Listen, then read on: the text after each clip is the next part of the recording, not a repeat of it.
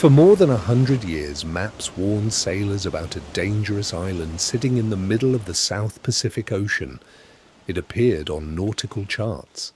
It showed up in world atlases. It was listed in geographic databases. Scientists referenced it. Governments acknowledged it. It had a name, Sandy Island, and a precise location, latitude 19.2 degrees south, longitude 159.9 degrees east. And then, in 2012, a research vessel sailed directly toward it and found nothing.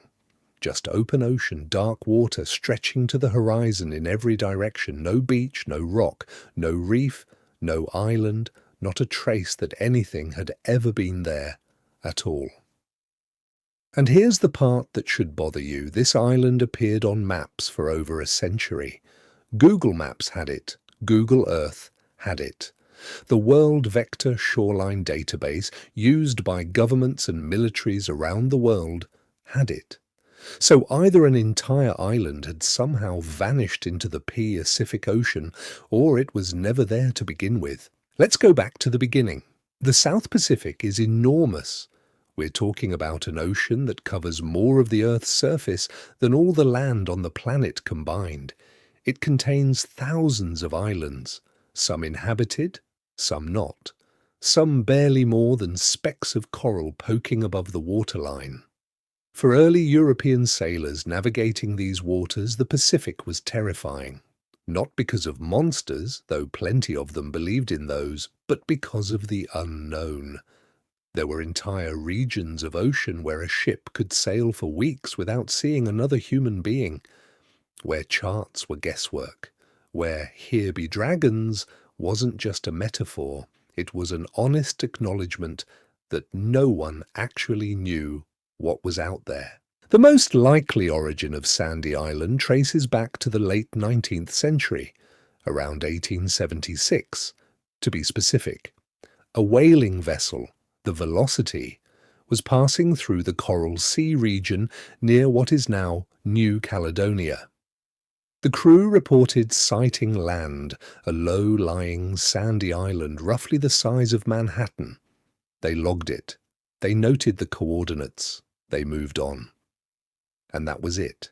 That single entry in a ship's log would echo forward through time for the next 136 years.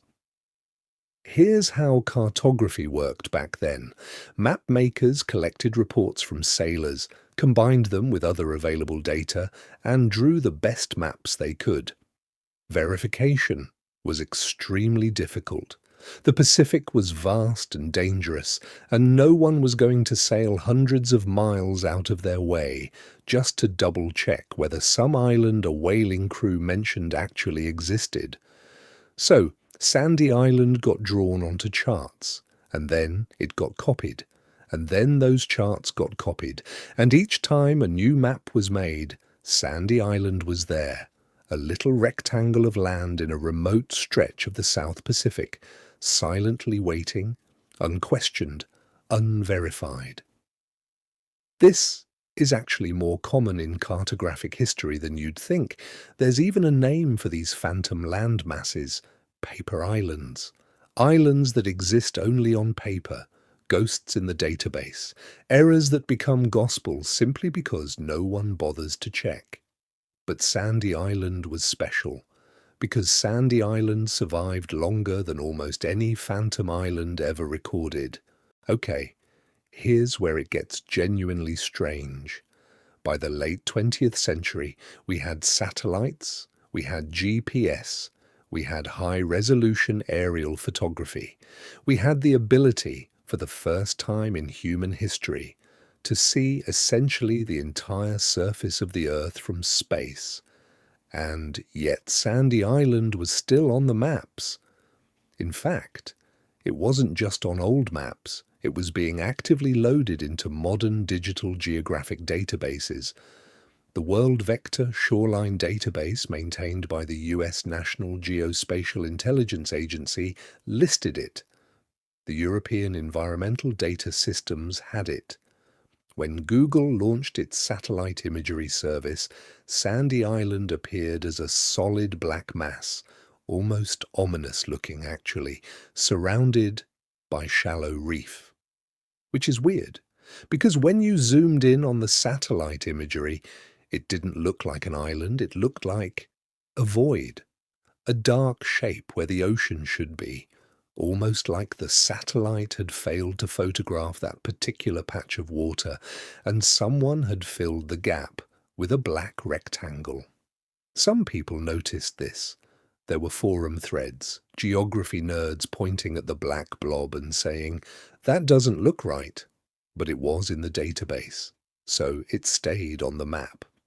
And this is where human psychology becomes as interesting as the geography. We trust maps. We trust databases.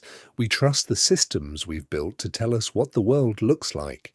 And there's an enormous amount of inertia behind that trust. You'd have to be pretty bold to look at a global geographic database and say, actually, I think that island doesn't exist. Most people just assumed someone else had verified it. No one had. November 2012. The Australian research vessel Southern Surveyor is conducting a geological survey of the Coral Sea. On board is a team of scientists from the University of Sydney, led by marine geologist Dr. Maria Seaton. Their route takes them directly past the coordinates listed for Sandy Island, and here is the moment that defines this entire story. Someone on the ship checks the nautical chart. Then they look out the window. The chart says there should be an island right here, large enough to see from the deck of the ship, maybe 24 kilometers long. The depth around it should be shallow. There might even be a reef. But the ocean depth reading on the ship's instruments, 1,400 meters. That's not shallow reef water, that's open, deep ocean. There is absolutely nothing down there, not a seamount, not a submerged reef, not even a hint of elevated ocean floor. Dr. Seaton and her team kept sailing. They passed directly through the coordinates where Sandy Island should have been. They looked in every direction. Nothing. Just the Pacific Ocean doing what the Pacific Ocean does, going on forever. And then, almost certainly, someone on that ship said something along the lines of, "Should we say something about this?" When the team returned to port and published their findings, the scientific community reacted with a mixture of fascination and embarrassment. Because this wasn't some obscure database that only 3 people used. This was showing up in Google Maps. This was showing up in navigation tools. This was in the same databases that ships, governments, and researchers around the world relied on. And it had been wrong for over a century. The immediate question was, how did this happen? The answer, when researchers pieced it together, was actually a bit anticlimactic and also somehow more fascinating for it. The most likely explanation goes back to that 1876 whaling report. A sailor sees what he thinks is land. Maybe it's a low cloud formation, maybe it's a wave shadow, maybe it's a genuine hallucination born from weeks at sea, and logs it as an island.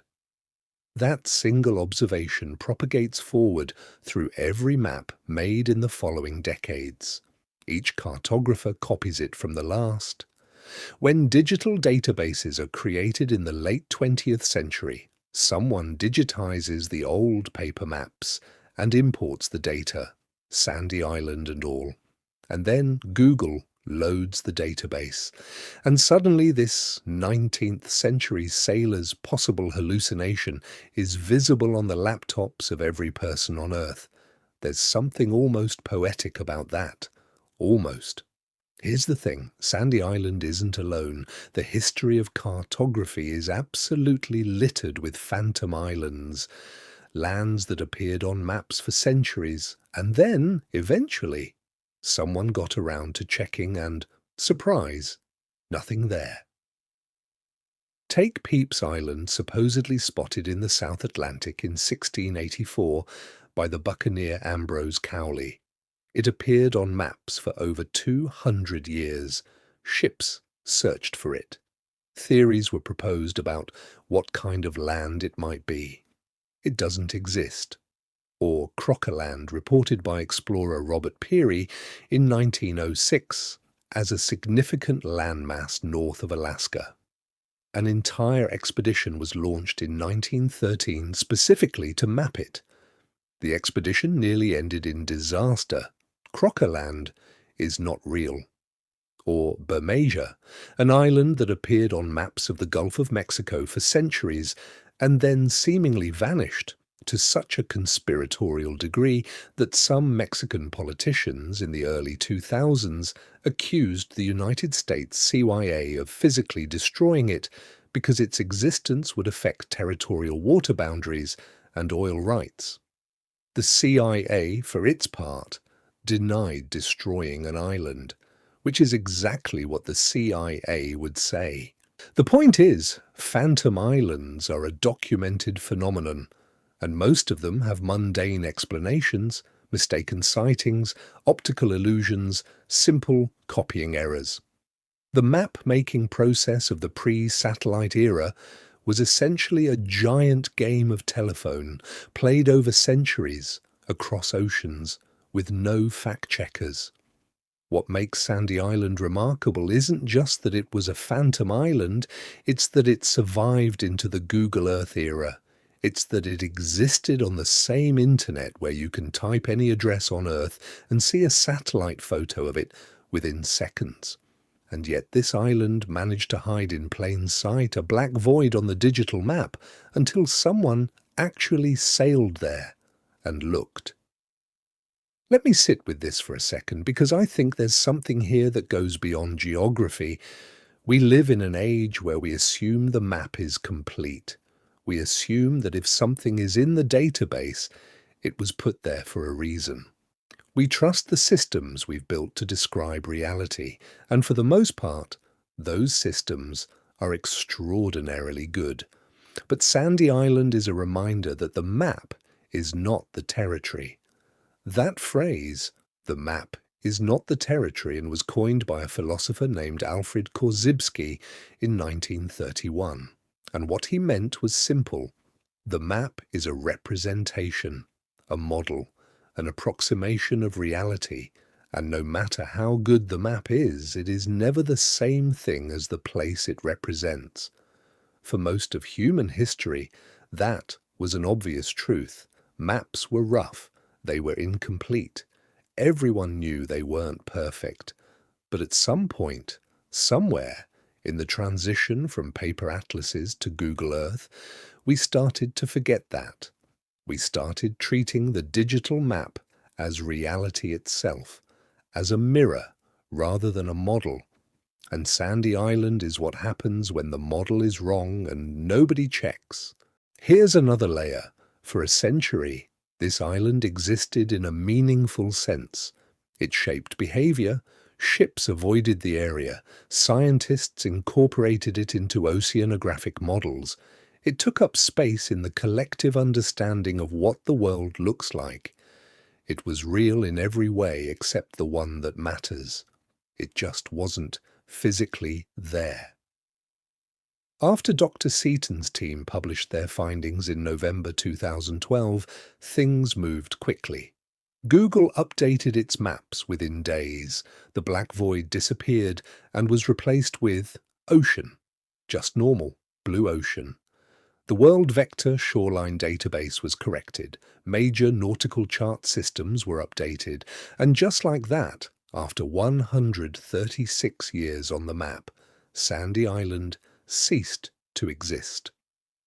There was no ceremony, no official announcement, no retrospective, just a database edit, a press release from the University of Sydney, and a brief wave of media coverage before the world moved on. Which is its own strange kind of ending, isn't it?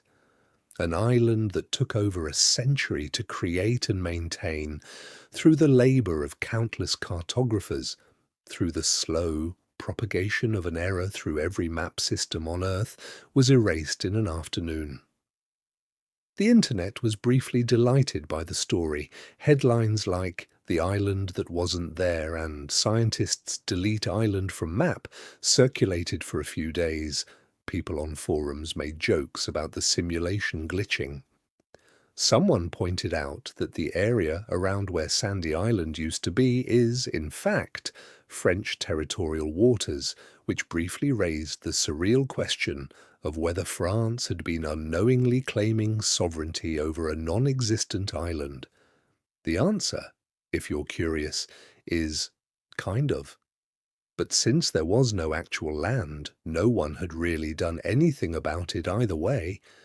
The French government declined to comment, which honestly seems like the correct response. There's one part of this story that I keep coming back to. When researchers looked at the satellite imagery of Sandy Island, the old imagery from before it was corrected, they noticed something that doesn't have a clean explanation.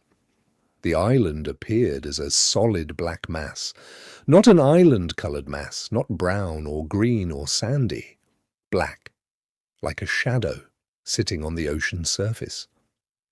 The current best explanation for this is that the satellite images in that area were low quality or incomplete, and when the mapping system encountered missing or corrupted data at those coordinates, it interpreted the gap as land rather than water and rendered it in black, which means what you were seeing when you looked at Sandy Island on Google Earth wasn't even a wrong image of an island. It was the system's way of saying, "I don't know what's here." The black void was a confession of ignorance, dressed up as certainty. And for years, everyone looked at it and thought, island. Somewhere in that ocean at latitude 19.2 degrees south, longitude 159.9 degrees east, there is a patch of water 1,400 meters deep. Nothing is there. Nothing was ever there. But for 136 years the world believed otherwise. Maps said so. Databases said so. The collective knowledge of modern civilization said so. Sandy Island was removed from the maps in 2012. But here's the thing that lingers. If Sandy Island could survive for 136 years, through the age of steam, through 2 world wars, through the space age, through the birth of the internet, through satellite mapping, through Google Earth, what else is out there? What other phantom islands are lurking in the databases? What other errors are so old, so thoroughly embedded in the systems we rely on, that no one has ever thought to question them? Geography is not finished. The map is still being corrected, and somewhere out there, there might be another island on the map, waiting for someone to sail close enough to find out.